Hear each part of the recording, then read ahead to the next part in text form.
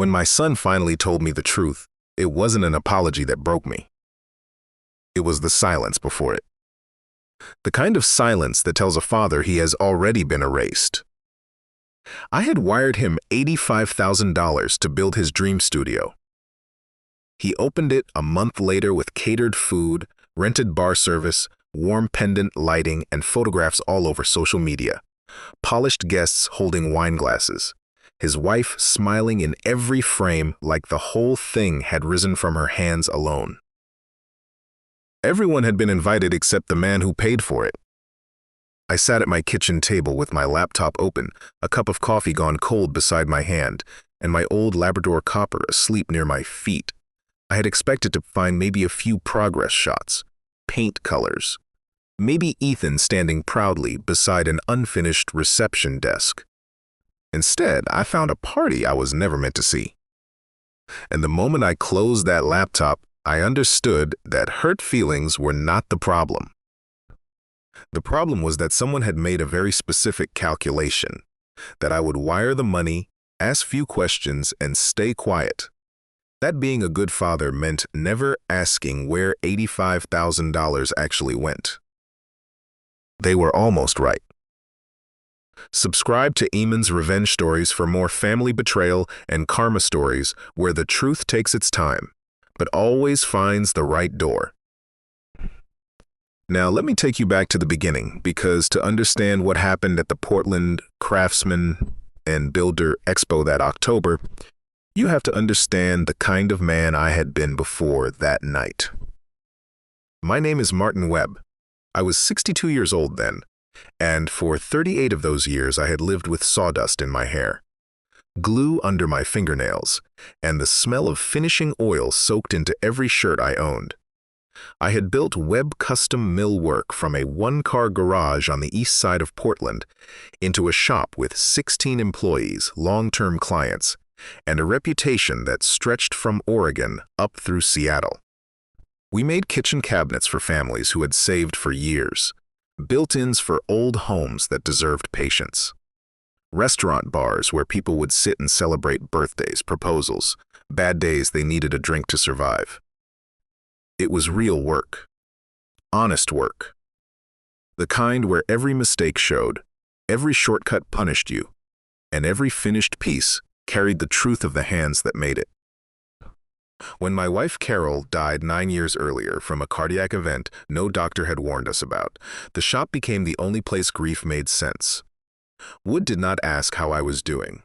Machines did not offer sympathy. A warped board did not pretend everything was going to be fine. It simply needed to be corrected, measured, cut, sanded, and finished. So I worked. I worked because standing still hurt too much. I worked because my son still needed a father. And somewhere along the way, I convinced myself that as long as I kept building and earning and quietly absorbing the weight, Ethan would be all right. That was the promise I made to Carol in the hospital room. I just never imagined my own son would one day help turn that promise into a mechanism for taking from me. Ethan was 31 when he first brought the idea to my kitchen table. He had his mother's quiet confidence when he walked into a room, tall, composed, the kind of man who made people feel like the conversation was going somewhere important. He had studied interior design at Oregon State, graduated with honors, spent 3 years with a downtown Portland firm, and decided he was ready to build something of his own. I understood that hunger. I had felt it at 26, standing in a borrowed garage with a used table saw, a notebook full of client names, and no guarantee that any of it would work. His wife Jade sat beside him. She was 31 too, sharp and polished, with a background in marketing and the kind of presence that filled a room before she even opened her laptop. The studio would be called Form and Grain, she explained, a name that nodded toward my trade, while sounding modern enough for architects and developers, and the kind of wealthy homeowners who treated renovation as personal identity. Ethan smiled when she said it, but Jade did most of the talking. Whenever I asked Ethan what he wanted the studio to become, Jade answered before he could. Ethan would nod and let her finish, the way a man does when he has learned that silence keeps the peace at home. At the time, I mistook it for a young husband supporting a confident wife. Later, I would understand it was the first sign that Jade did not just want to help build the studio. She wanted to own the story around it. They needed $85,000, she said.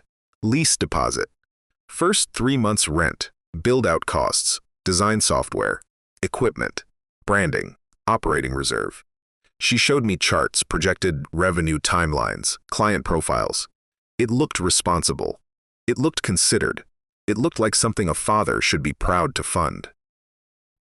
And then she mentioned the one detail I should have stopped and examined. They did not have a business account yet. Just a temporary inconvenience, she said. The lease was moving faster than expected. The build-out contractor needed a deposit immediately. If they waited for the bank to finish processing the new account, they might lose the Pearl District space.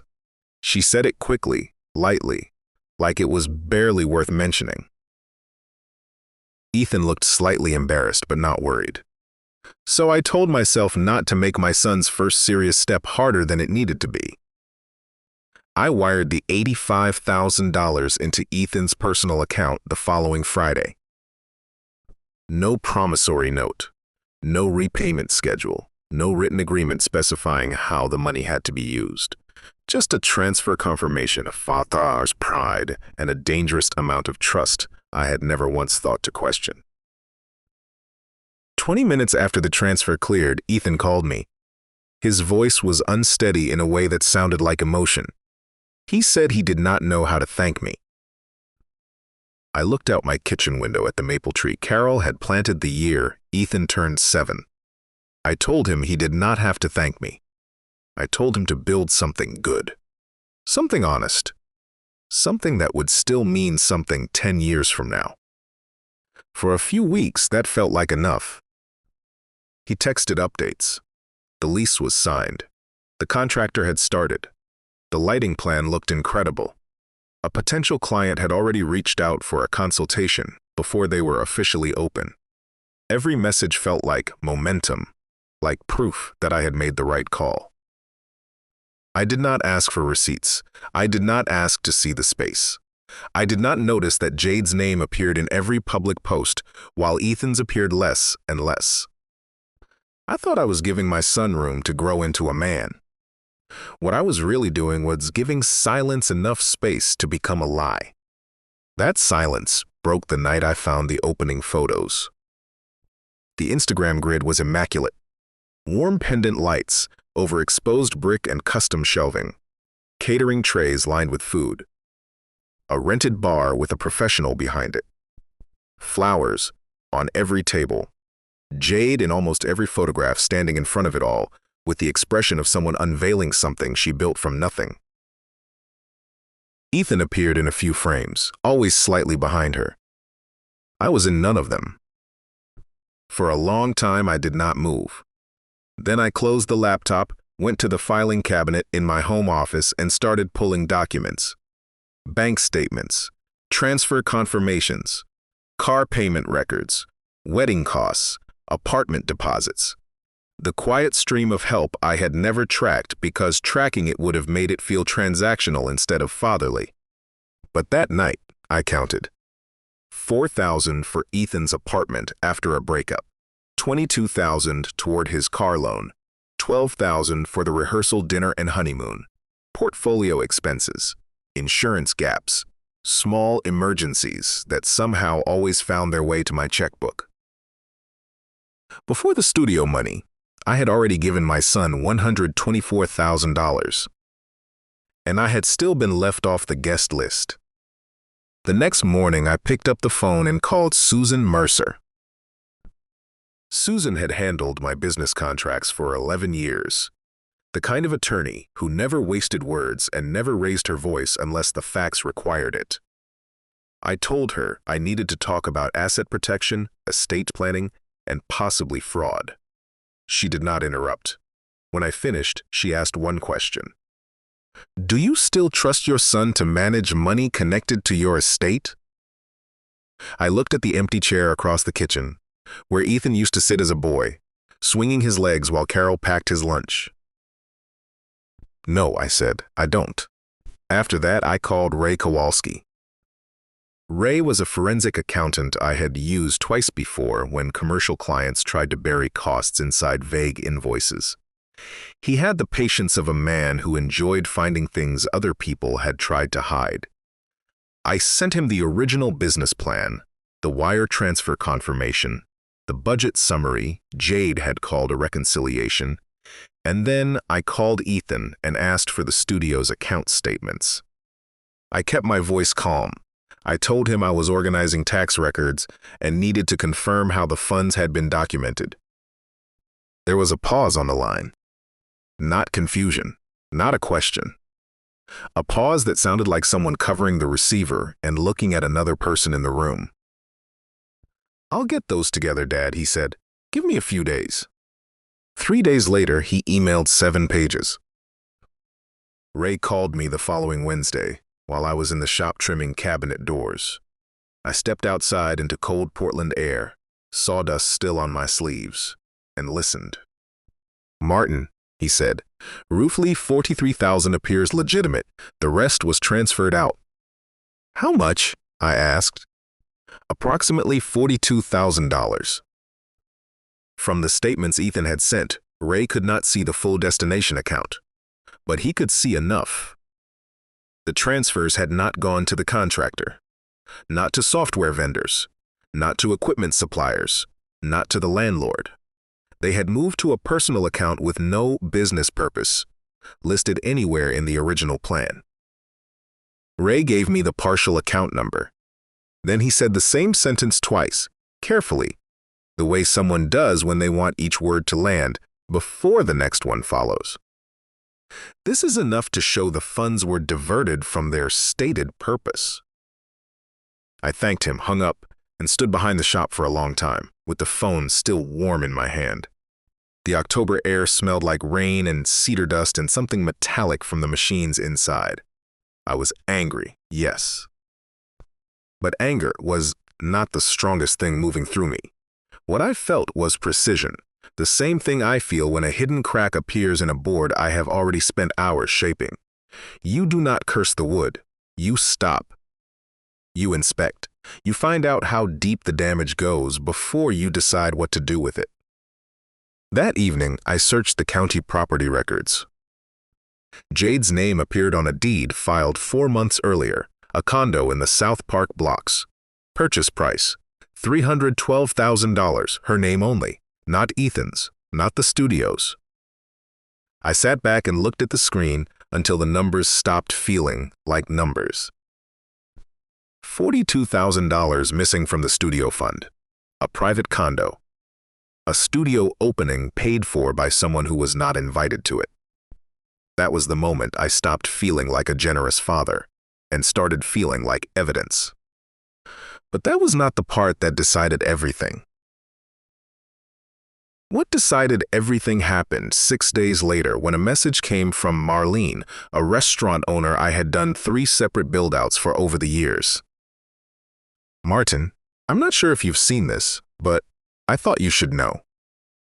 Attached was a screenshot of Jade's Instagram story. She was sitting inside Form and Grain, head tilted, one hand around a coffee cup, the lighting soft enough to look wounded. The caption read, "Some people use money as a weapon. When you build something beautiful, and the person who helped fund it becomes your biggest source of pain, you learn what boundaries really mean." I read it once, then again. Then I opened a folder on my computer and named it Documentation. Because Jade was not venting.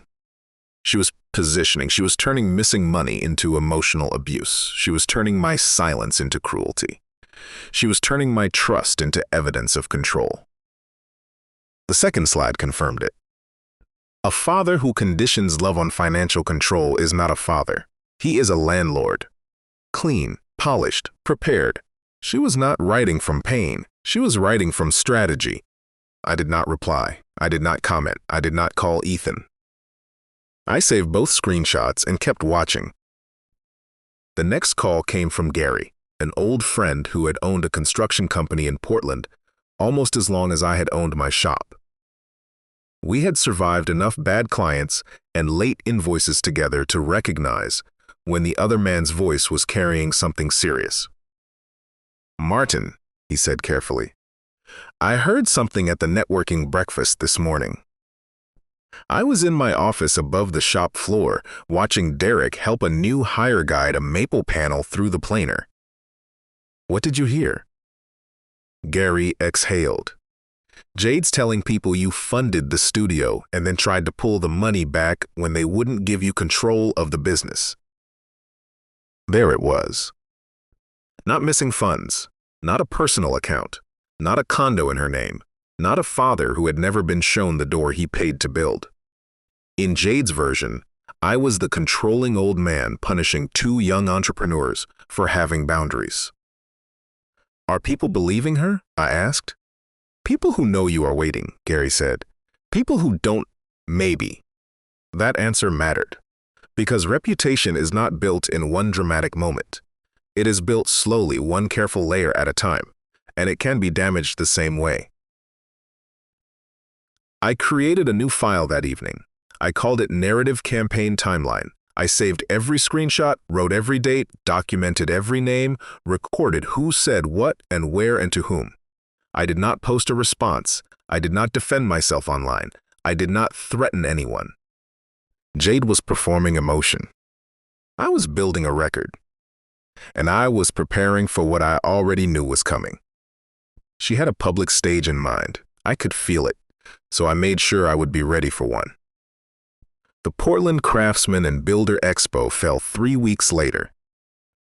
I had been a sponsor of that event for 9 years.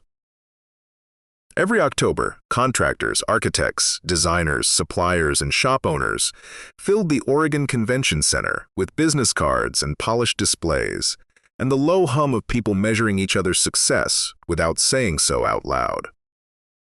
For web custom millwork, it was familiar ground. I knew half the room by first name and the other half by reputation. That year, Form and Grain had a table near the back. I arrived at 6:30. Before I went to my sponsor display, I stopped at the AV booth and confirmed my presentation slot. As a returning sponsor, I had a 15-minute segment near the end of the evening. I had coordinated with the AV team earlier in the week and preloaded my slides onto the room server. What they knew was that I had prepared a business update for web custom mill work. What they did not know was what was on page 3. I set up my display. I checked in with the vendors I knew. I let the night move at its own pace. Ethan and Jade arrived at 7:15. Ethan wore a sport coat that looked slightly too large on him. Jade wore a dark dress and the calm expression of someone who had already decided how the evening would end. She moved through the room with practiced warmth, touching arms, speaking softly enough to make people lean in, building the room the way a person builds an audience. I stayed near my display and watched. Around 8:30, during the break before the award presentation, Jade walked toward the podium. Ethan followed 2 steps behind her, pale and stiff. She spoke briefly to an event staffer, then took the wireless microphone and turned to face the room before anyone could redirect her. 400 people went quiet. "I'm sorry to interrupt," she said, her voice warm and carefully wounded. "But sometimes family pain becomes too big to handle privately." Then she looked directly at me. And I understood exactly what this was. She was not asking for peace. She was not reaching for reconciliation. She had built this moment the same way she had built every other piece of the narrative, with polish, with timing, and with a room full of witnesses she had spent weeks preparing. "Martin," she said, voice trembling, just enough to sound sincere, "we know mistakes were made. We know communication broke down. But Ethan is your son and we love you. If there is any chance we can find our way back to each other, we are asking for it here, in front of people who care about all of us." It was beautifully done. too beautifully. She had turned a theft into a misunderstanding. She had turned a public ambush into an act of courage. Refuse her, and I looked cruel. Accept her, and I confirmed the story she had spent weeks planting around Portland. Then she handed the microphone to Ethan. He looked at me, pale under the convention center lights. "Dad," he said softly, "please." The room went still. 400 people waiting to see what kind of father I would choose to be. I walked to the podium. Jade smiled as she passed me the microphone. Her eyes stayed cold. She thought silence had made me weak. She thought grief had made me predictable. She thought a man who spent his life building things with his hands would not know how to take something apart in public. I took the microphone and faced the room. "Thank you," I said, "for giving me the opportunity." Behind me, the sponsor slideshow disappeared from the screen. The AV system pulled up the next file in the queue, the one I had preloaded earlier that week. It was not a web custom millwork brand update. It was page 1 of Ray Kowalski's forensic accounting summary. Jade's smile dropped by half an inch. I did not raise my voice. Last spring, my son and daughter-in-law came to me with a business plan for Foreman Grain. The total budget they presented was $85,000. I clicked to the next slide. The actual business expenses, as documented by a licensed forensic accountant, were approximately $43,000. A sound moved through the room. Not quite a gasp, more like 400 people realizing at the same moment that the story they had been handed was missing half its bones. I clicked again. The transfer trail filled the screen. Dates, amounts, line items, the merciless language of numbers that do not care who is standing at a podium looking wounded. The remaining $42,000 was transferred to a personal account not listed in the business plan, not connected to studio expenses, and not disclosed to me. Jade's face had gone completely still. Ethan was staring at the floor. I clicked once more. The county property deed filled the screen. 4 months ago, a condo in the South Park blocks was purchased for $312,000. The deed is in my daughter-in-law's name. My son has no ownership interest in that property. Someone near the back of the room said something I could not make out. A chair shifted. The air changed. Her public wound was becoming a public record, and there was nothing left to perform against it. I looked directly at Jade. I want to be clear. Foreman Grain is a beautiful studio. I will not pretend otherwise. But beauty does not erase the way it was funded. This was not a misunderstanding. This was not a communication breakdown. This was a choice. Then I turned back to the room. And choices have consequences. I let the silence sit for a moment. Then I gave them the part Jade had never prepared for. Last Thursday morning, I signed an irrevocable trust. The screen changed again. Not Ray's report this time. Not the bank trail. Not the property deed. The first page of the estate structure Susan had finalized, sensitive details removed, but the names visible enough for the room to understand exactly what had happened. My house, my retirement accounts, my savings, and the remainder of my personal estate will fund the Portland School of Woodworking and Applied Trades after my death. Someone near the front row inhaled sharply. Web custom mill work will transfer to Derek Polson, my floor manager, who has worked beside me for 16 years. He knows the machines, he knows the clients, he knows what the name on the door is worth. I did not look at Derek, but I felt the room look his way. Then I turned slightly toward Ethan, just enough for him to hear without needing to meet my eyes. My son receives nothing. The words were not loud. They landed harder than everything else I had said. Not because I stopped loving him, I continued. A father does not stop loving his child because that child disappoints him. But love is not a lifetime financial contract. It does not require me to leave my life's work in the hands of people who treated my trust like an unlocked drawer.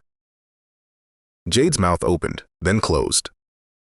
For the first time all evening, she had no sentence ready. I set the microphone back on the podium. I am done being the only person in this relationship who understood the cost of what was being given. I stepped away. For 1 second, nobody moved. Then the applause started in the back of the room. Not the polite kind people give because a speech has ended. Something rougher. Slower at first, then spreading from table to table until the whole hall seemed to wake up at once. Contractors I had known for 20 years stood first. Then architects, then shop owners, then clients who had trusted me with their homes and restaurants and the pieces of their lives they wanted to last. I did not look at Jade. I did not look at Ethan. I walked toward the exit while the sound of it continued behind me. I heard a chair scrape. I heard Ethan say Jade's name in a low, panicked voice. I heard someone near the side aisle say quietly, "My God." I did not turn around. Some doors closed loudly. Others close with the sound of 400 people, finally understanding who had been lying. By Monday morning, the consequences were already moving without me doing a single thing. 2 designers canceled meetings with Form and Grain. A contractor who had planned to send them 3 client referrals called Gary instead and said he wanted to wait and see. One architect who had praised Jade's branding at the expo quietly removed the studio from a vendor recommendation list she circulated. No one announced a boycott. No one made a scene. They simply did what people in a professional city do when trust breaks publicly. They stopped recommending her. I drove home through Portland rain that blurred every streetlight. My phone had not stopped vibrating since I left the convention center. Calls, messages, names from the room. Gary, Susan, Ethan. A few old clients. 2 numbers I did not recognize. I did not answer any of them. There are moments when people want your reaction more than they want the truth, and I had already given the truth everything it needed. When I pulled into my driveway, I sat in the truck for a while. The house was dark except for the porch light. The same porch where Ethan and Jade had stood 3 weeks earlier, asking for more money. Not an explanation. Not an apology. Money. Jade had looked past me into the house that night like she was already measuring what else it might still contain. Ethan had kept his hands in his coat pockets and stared at the welcome mat like a boy caught going through his father's wallet. I had looked at both of them for a long moment. Then I had stepped back, gripped the doorframe, and said, "Get off my property." It had come out colder than I expected. Inside now, Copper lifted his head from the rug, wagged his tail once, and decided I was still worth trusting. That nearly undid me more than the applause had. I made myself a sandwich because I had not eaten since noon. I sat at the kitchen table, where Carol used to drink tea in the mornings, where Ethan had done homework with pencil marks on his fingers, where the whole idea of family had once felt simple enough to survive anything. My phone showed 17 unread messages. I turned it face down. Then I walked to my desk and opened the folder from Susan. The trust documents were there, signed, notarized, filed, my house, my savings, my business, redirected toward people and places that understood value without demanding to own the person who built it. For the first time in weeks, I did not feel angry. I felt finished. Not healed, not happy, not at peace in any clean way, but finished with being used, which is its own kind of relief when you have been carrying something for a long time without naming it. The next morning, I went back to the shop. That may sound like nothing, but it was everything. The world outside had become phone calls and rumors and lawyers and people wanting to know how I felt. The shop asked for none of that. It asked only whether the blade was sharp, whether the measurement was true, whether the wood was ready to be cut. So I cleaned my bench, reset the router table, sharpened 2 chisels, organized the finish cabinet. The smell of walnut dust and mineral spirits settled around me like something steady, something that had never lied to me. Around 11, Derek came in. It was Saturday. He did not ask if I was all right. That was one of the reasons I trusted him. Instead, he worked beside me in silence for nearly an hour, jointing boards, checking edges, letting the noise of the machines carry what neither of us needed to put into words. Then he shut off the planer. "People are talking about Thursday night," he said. "I imagine they are." "Most of what I'm hearing isn't about the money," he said carefully. "It's about how you handled yourself." I kept my eyes on the chisel in my hand. He ran his palm along a maple board, checking the edge by feel. Then he looked at me. "I know what this shop cost you to build, and I know what it means that you're trusting me with it." His voice tightened slightly. "I won't let you down." I looked at him then. "I know," I said. "That's why I chose you." That evening, I drove to the Portland School of Woodworking and Applied Trades. I did not go inside. I parked across the street and watched through the wide workshop windows as a class moved quietly around long wooden benches. A teenage boy bent over a hand plane with his tongue caught between his teeth. A woman in her 30s measured a board twice before marking it. An older instructor moved from student to student, correcting posture, building patience without making it feel like a lesson. I sat there for a long time with both hands resting on the steering wheel. 38 years earlier, someone had done that for me.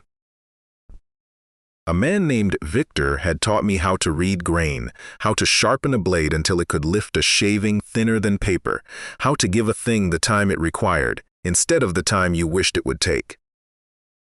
He gave me a trade, before I understood that a trade could become a life. And now, after everything, my work would go back into hands like those. Not Jade's hands. Not careless hands. Not hands that reached for money and called it love. Real hands, learning hands, honest hands. Later that night, I sat at my kitchen table with Copper asleep near my feet, and the trust documents beside my coffee cup. I thought about Ethan. I thought about Carol.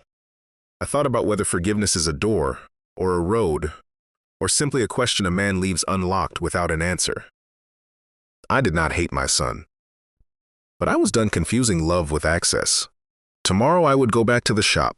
There were cabinets to finish, apprentices to teach, and a life still asking to be built carefully, one true cut at a time. If this story stayed with you, drop a comment below. Would you have confronted them the moment you found the party photos, or would you have stayed quiet and gathered everything first? I'd genuinely like to know. And if you want more stories about family betrayal, quiet justice, and the kind of karma that arrives exactly when it should, subscribe to Eamon's Revenge Stories. Every story on this channel is about the truth that people count on you to never find. This one was about what happens when you find all of it.